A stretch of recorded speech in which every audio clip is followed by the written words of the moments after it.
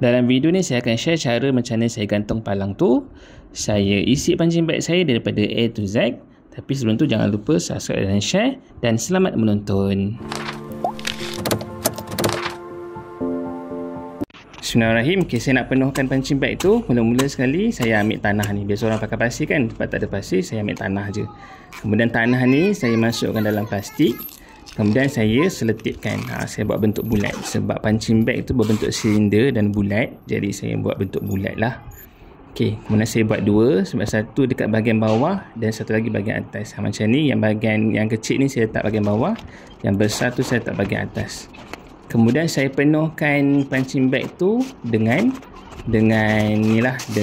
baju-baju terpakai. Banyak juga baju terpakai nak masuk dalam ni. Sebab yang saya beli ni 120 cm.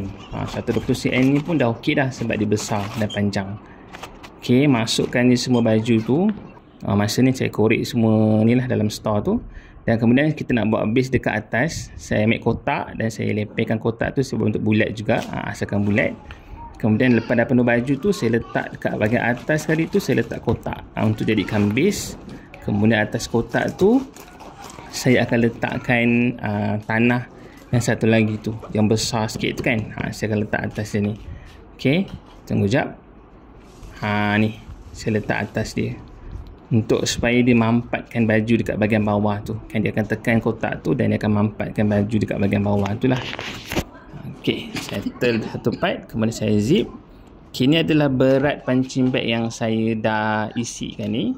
Ok, saya zoom sikit. Tengok berat dia berapa. 23 kilo. Berat dah juga 23 kilo ni. Ok, dah siap dah ni. Kemudian saya nak gerudi dinding tu untuk saya letakkan wall plug ni. Pastikan kita punya gerudi tu, dia punya mata tu sama saiz dengan wall plug.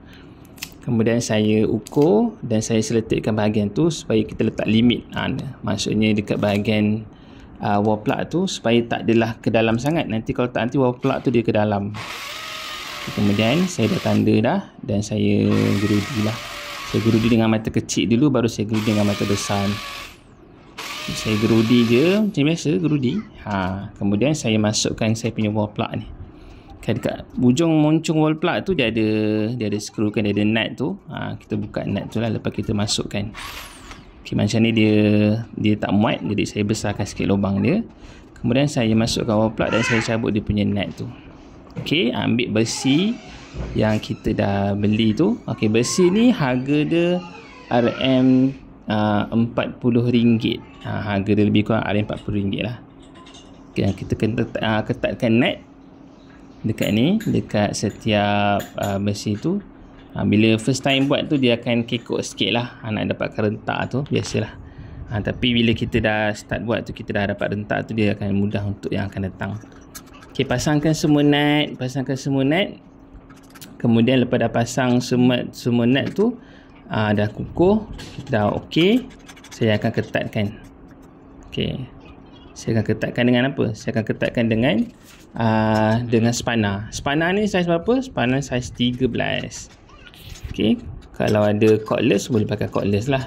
Macam saya ni cordless saya dah rosak, jadi saya ketatkan pakai spanner je. Tak adalah susah sangat. Cuma dia punya part yang payah sikit je adalah macam mana nak masukkan nut tu dalam wall plug tu lah. Kalau first time tu dia akan kekok sikit. Ok, kita ketatkan semua. Pastikan betul-betul ketat dan kita uji dah ok. Okay, akhir sekali ni saya nak gantung punching bag. Ni memang berat. Saya pakai kerusi. Saya diri atas kerusi dan saya letak punching bag tu atas kerusi. Kemudian saya naikkan. Tapi sebelum kita nak gantung besi ni, kita kena ukur dulu bajet dekat paras mana yang kita nak gantung punching bag ni. Nanti saya akan terangkan. Okay, bila beli punching bag ni dapat sekali dengan dia punya rantai, dengan dia punya cangkuk dan satu extra wall plug kalau kita nak gantung dekat atas palang dekat atas lah kalau ada. Macam ni saya beli besi lain, jadi tak perlu gunalah benda tu. Ok, ni gantungkan dia. Berat tau ni. Ok, gantungkan. Alhamdulillah selesai. Ok, lepas ni kita akan test sama ada dia berfungsi ke tidak, kita punya punching bag ni. Okay, saya rasa okey je, tak sakit tangan dan sesuai untuk riadah di rumah. Okay, perasan tak warna hitam tu saya cadang untuk gantung punching bag ni, dia setara dengan tangan kita. Dia tegakkan tangan kan, dia setara dengan warna hitam tu supaya lebih fokus masa kita menumbuk. Okay, terima kasih menonton. Assalamualaikum.